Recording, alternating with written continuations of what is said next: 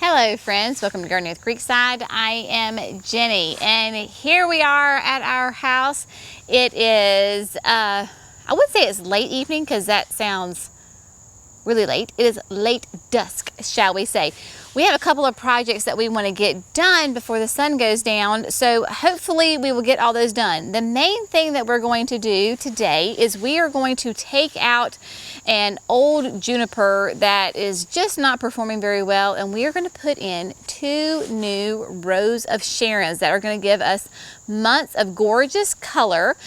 You might be able to see them right behind me, the cans, the white PW cans. So we're going to go up there. So if you've ever wondered how in the world that you are to plant shrubs in our fantastic red clay soil, we are going to tell you exactly how to plant shrubs in clay soil. There's a couple of tricks that will make sure that you have great success for your shrubs. Then we might, if we have time, as long as the sun will hold out for us, we're going to head over to the arbor near the patio because the roses need to be trained a little bit. They've had a lot of good growth in the last week and a half, and so I need to kind of tie them up a little bit. So I thought maybe you would like to join me doing that. So without further ado, we're going to go back here on to the bank and plant these rows of sharons. Now, I will tell you that the area behind us that I'm talking about is right there between the firelights and the little limes. And this area is on a very steep slope. It is classic red clay soil with very little amendments. We have put mulch on it a couple of times, but as far as like really amending the soil, we have not done that. So we're going to show you exactly how you need to treat your shrubs in the red clay soil. This is going to be a full sun area, so let's get planting. Okay, sweet friends, what we're going to do is we are going to actually take out this blue point juniper behind us. Now, a couple of years ago, we had 2 of the blue point junipers left over at the nursery. And I was like, well, let's just go ahead and plant them at the house. Let's see what they do. This has done better of the 2. There's another one way down the end and it just looks horrible. We'll take care of that on another day. But this one, I mean, she's okay, but she's not doing great. But the back side is completely empty because it is facing more of the shade and it's just empty next to it. Now with evergreens, once you have some dead areas, the likelihood of them reflushing back out is pretty nil. And again, I don't love this. This is not something that I'm like, oh, this is just the best plant ever. So, you know, life is too short to have plants that you don't like in your garden. So we're going to take it out and we're going to replace them with 2 for now of the Paraplu Pink Ink rows of sharons. Now, these are from Proven Winners. They are beautiful. They're a gorgeous bicolor, nice big cupped blooms on them, white outer edges, nice dark pink in the center. I don't have one blooming right now. I've got lots of buds. Just make a big show and it will tie in very nicely with my firelights, my little limes, and then whatever it is I have that goes down the middle that gets planted next year. Now, these are only going to be 4 feet wide and they're going to be 5 to 8 feet tall. Right now, we're going to plant 2. Eventually, I want to plant 3, but we only have 2 left at the nursery, so I'm going to save a spot for the 3rd one for maybe next season once we get them. So that's a little tip. If you know that you have a plant that you want to put in your garden, just save the space, and when you get the plant, then you can go ahead and put it in there. So the first thing that we've got to do is get this blue point out. And this is just going to be some good old muscle power in here. Now, this is a very steep slope. We're going to see how well this thing is rooted.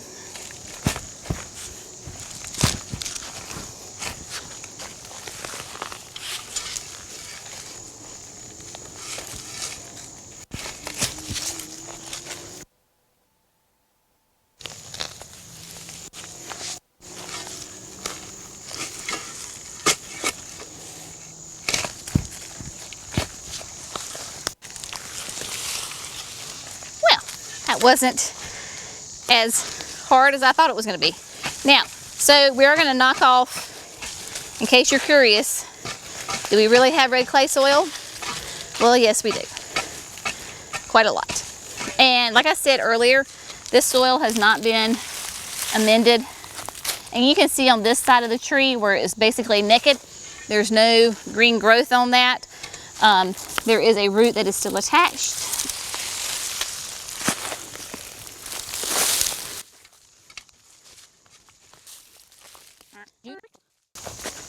So can you see?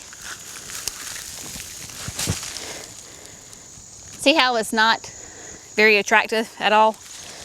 Okay.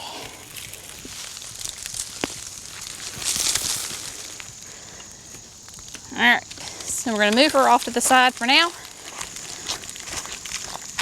Okay, so what we're gonna do is keep in mind that we're planning to gonna put one in here when we get it next year.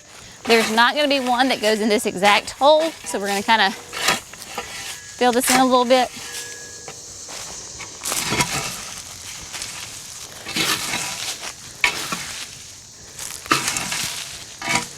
Okay, so basically what we're going to do is we're going to put one here, about one here, and then when we get the third one, she'll go down here where the auger is.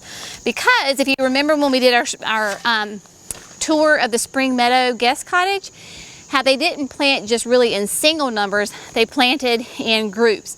Because when you can put shrubs together in a mass, it makes a huge impact. And if you remember from this space is a pretty big space, and so the more of a shrub, the bigger the impact, your eye really comes to it. So that's what we're going to use as far as putting 3 of them together, and we're going to use our auger to do the work for us. All right, so we're going to use our power planter auger today. This is a bit that's really great for our hard clay red soil. This is about a 5 to 6 inch bit, but we have, or auger rather, we have a 3-gallon container. So we're going to do multiple holes together in the same area and then try to connect them. So we're just going to get after it. If anybody ever questions our red clay soil status,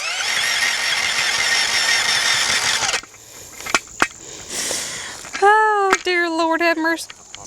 Okay, so I've got 1 hole dug, 2 holes almost dug, because we are racing against the light here. I tell you what, you get to the middle of September and it's just like the sun just goes down like that. We're gonna go ahead, Jerry's gonna come and help me get these 2 holes ready. Now, you can tell that this is just, I mean, North Carolina red clay at its absolute finest. I mean, it is just, I mean, gosh awful red clay. Let's see if y'all can see that. For anybody that's ever doubted if we really have, you know, is it really that red?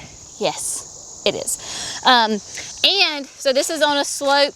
What we're going to do is we're going to use the black gold ultra outdoor planting mix, because it has not only compost in it, but it's got some nice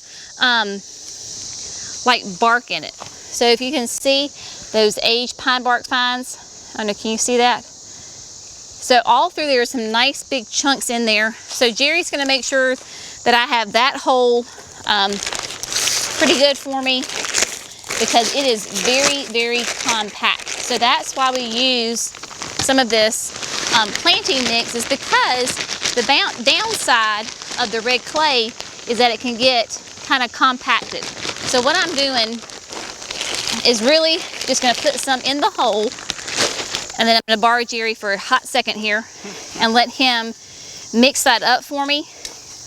You don't want just the outdoor planting mix. You want to mix it in with that native soil, because the ratio of how the red clay holds onto the soil versus the compost and the pine bark fines is different. So you just want to mix it in, and then we're going to go back and we're going to top dress. Now, as you know, whenever we are planting trees, shrubs, perennials, we always use the Biotone Starter Plus fertilizer.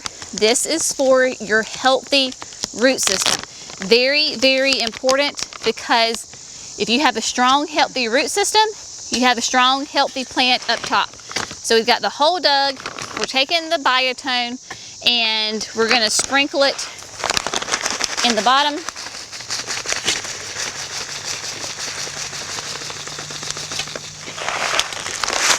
That may have looked more than what it really was. And then we're going to get our ink mink.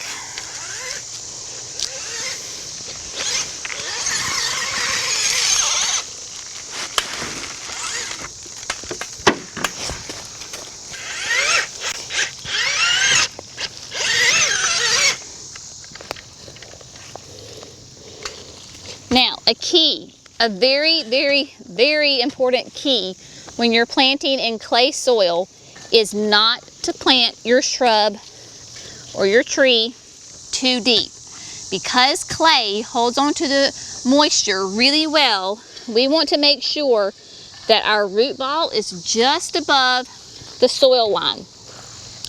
You never want to put the soil all the way on top and crowding your crown, because yes, in the summer we're hot, but in the winter we're really wet, and a lot of times that's when you're going to lose your perennial or your shrub, is in the winter time when it's too wet. Now we're on a slope, so I'm about to fall over. Oh dear heavens to Betsy. So we've got that in. Notice that I have my root ball sticking out above the soil just a little bit. Then I can come back with a little bit of this black gold and what we call top dress.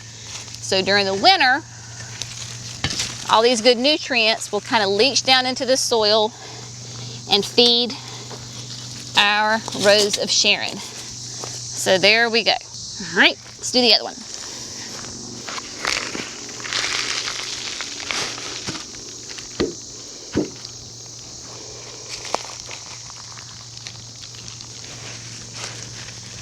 Oh, my biotone. It's a good thing I have a handsome assistant. I forgot my biotone.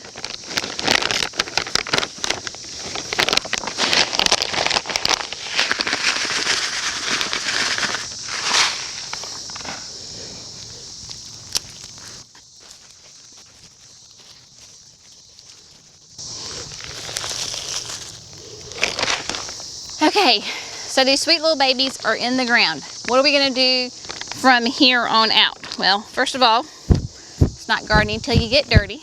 Jenny's dirty, so there you go.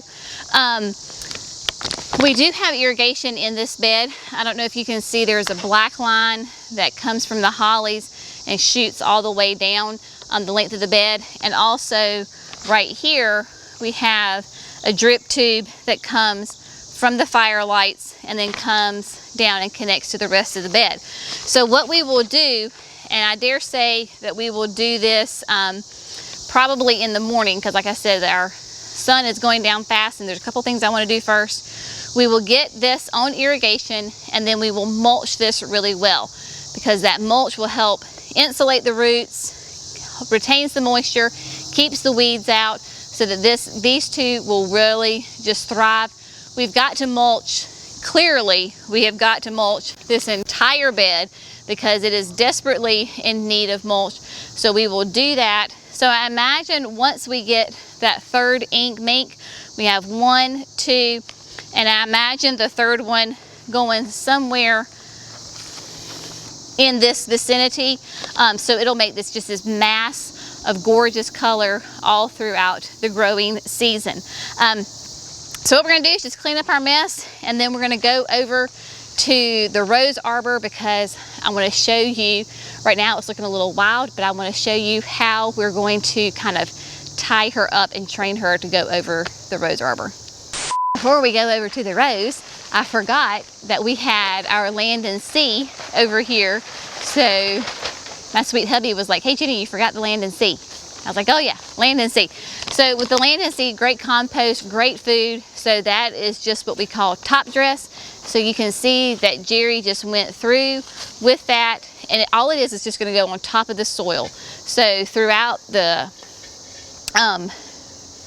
fall, winter, early spring, every time it rains, those great nutrients will break down, leach down into the soil, and then the roots will suck them up. So this is a great way, especially over time, that you're putting that compost down to enrich your clay soil. So compost is a good thing. All right, so you can see behind me is the, isn't she pretty? Yeah, so that is the arch. I know you're gonna ask, I've asked all season long. I got that from Kinsman Garden Company. You can order it online. This was the lattice arch. It's fantastic. It's not just sitting on top of the gravel. There actually is like a foot in the ground. So it's nice and tight in the ground. It's not gonna go anywhere. I have 2 David Alston climbing roses. One is planted in the ground on each side. This is the Generous Gardener. And the Generous Gardener, one has that beautiful, it starts out as a very soft pink, and then when it's mature and fully open like the one up top, it has that beautiful creamy white color. But what probably the most beloved characteristic of the Generous Gardener, it smells like the classic rose smell. Because if you're gonna have roses, in my opinion, they've gotta smell fantastic, and this thing smells amazing. As it has grown, I have used this great soft rubber tubing. It is linked on our Amazon store. It's stretchy, it is hollow. You could use this for tomatoes. Anything that you want to train to climb up, you can use this. So I'm just going to go in there basically and find limbs that are kind of rogue, that are going in different directions, and then take them and gently kind of figure out where's the best place for them to go, and then just tie them to the arch. So come on, let me show you how I do it. Okay, so you can see right here that we've got some limbs that are just, they need to be trained. So all I'm going to do is kind of figure out what's the best place for this to go. Obviously this one doesn't have much of a choice, so it's just going to basically go here on the side with its main counterpoint, and we're going to tie it right here. So once I know where it goes, then I can go ahead and get my twine, my tubing. Have these great little clips, and I just cut off a section that's bigger than what I know that I need. Then I use my third hand and go for it this way. Now the Generous Gardener, she's generous in her thorns, so you got to watch out for the thorns. And basically then you're just going to go in and tie a simple knot. It does not have to be extremely tight. In fact, it'd be kind of loose. You just need this to start going up so that it starts growing in the right direction. And then with my OCD-ness, I cut off the extra of the tubing because I don't want that showing. So I just snip it. All right, so then that one's up. So let's go and show another one. All right, so we've got one that's pretty long that actually I'm gonna do,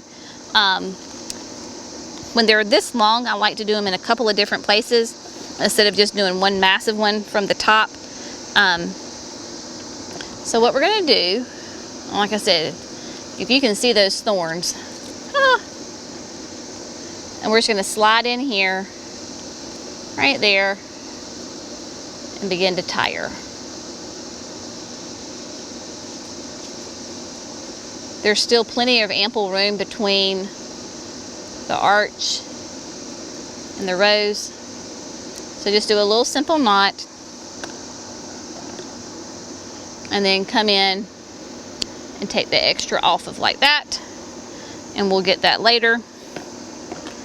Now when I do this, this will take me a little bit of time to get the whole rose done. See, here we have one here that I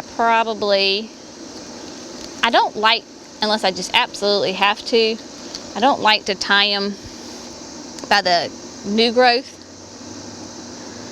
I like to get them where they're a little tougher, because the last thing I want to do is snap that new growth off. But this is fun to do. Come by yourself, be in the garden, whether it's early morning or late evening. This is one of those fun, mindless gardening tasks that you can just be out here with your own thoughts. Oh, it's nice. So we're just going to tie that.